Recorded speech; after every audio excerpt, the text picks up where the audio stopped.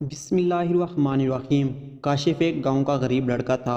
عمر کچھ 18 سال تھی۔ بے انتہا شریف اور سادہ مزاج۔ اس کے والد مزدوری کر کے اپنا گھر خرچہ چلاتے تھے۔ کاشف کی خواہش تھی کہ شہر جا کر تعلیم حاصل کرے، لیکن اس کے والد کے پاس اتنے پیسے نہیں تھے کہ وہ اپنے لاڈلے بیٹے کی تعلیم کا خرچہ برداشت کر سکے۔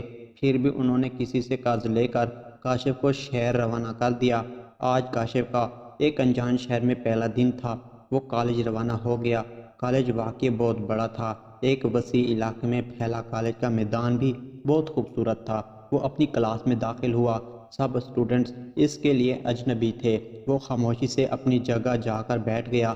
آج پہلا دن تھا، اس لیے سر نے اپنا تعارف کروانے کے لیے کہا۔ سب سے آخر میں کاشف نے اپنا تعارف کرایا۔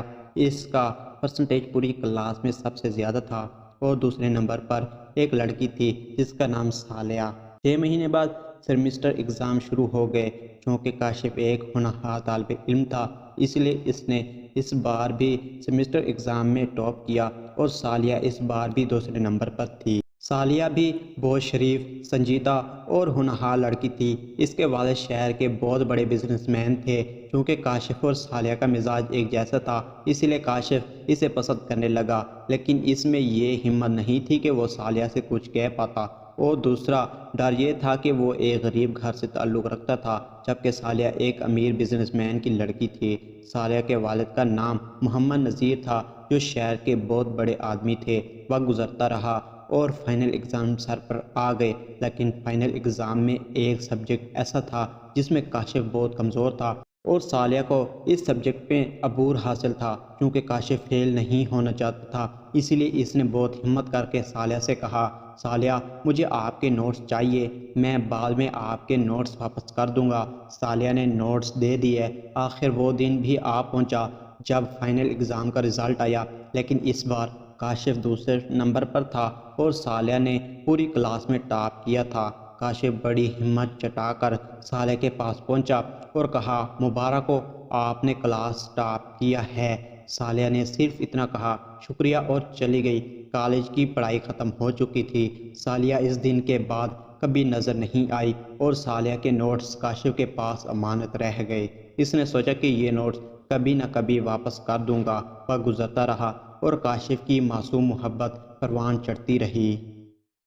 کاشف کے دماغ میں بہت سے سوالات گردش کرتے رہے۔ وہ سوچتا رہا کہ کاش وہ بھی ایک امیر گھر سے تعلق رکھتا اور صالحہ کے گھر شادی کے لیے رشتہ لے جاتا۔ آخر اس نے طے کیا کہ وہ بھی ایک بڑا آدمی بن کے دکھائے گا۔ کاشف کو ایک اچھی کمپنی میں جاب مل گئی اور مسلسل محنت کی بدولت وہ 3 سال کے عرصے میں ہی اس کمپنی کے سب سے بڑے عہدے پر فائز ہو گیا۔ کاشف ایک بڑا آدمی بن چکا تھا۔ اس کا گھر جھونپڑی سے ایک عالیشان عمارت میں تبدیل ہو گیا۔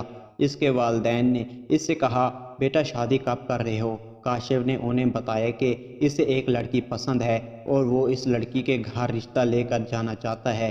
اس کے والدین بھی راضی ہو گئے، لیکن کاشف کے ذہن میں اچانک ایک خیال آیا کہ کہیں صالحہ کی شادی تو نہیں ہو گئی۔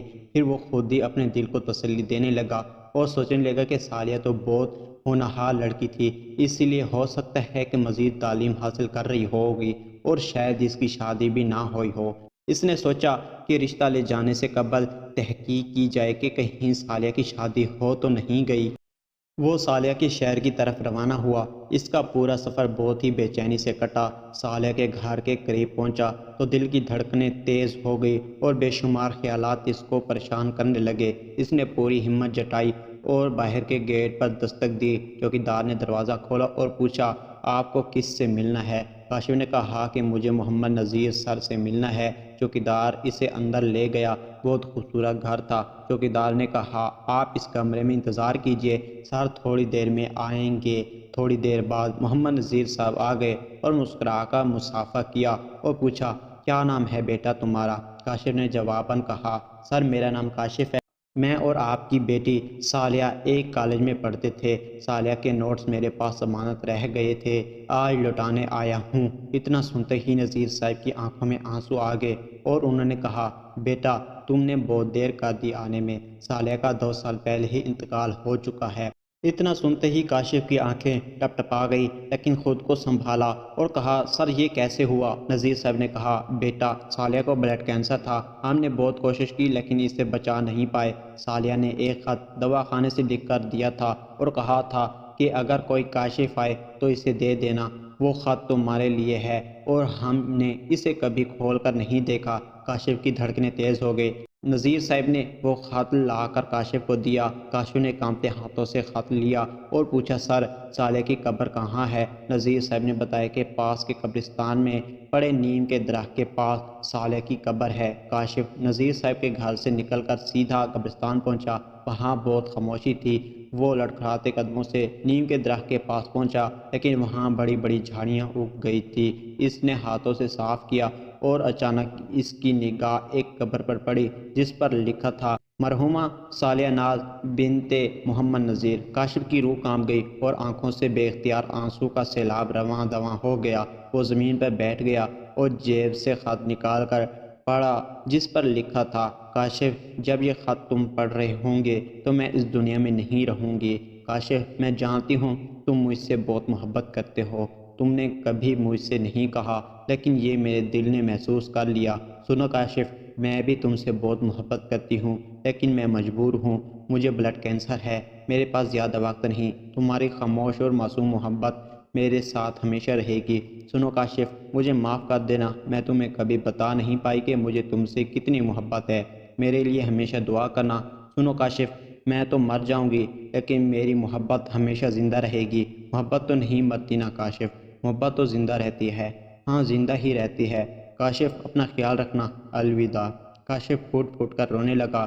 بہت دیر تک قبر کے پاس بیٹھا رہا اور شام کے وقت اپنے دل میں صالح کی معصوم محبت، اپنی سرخ آنکھوں میں آنسو لیے گھر لوٹ آیا۔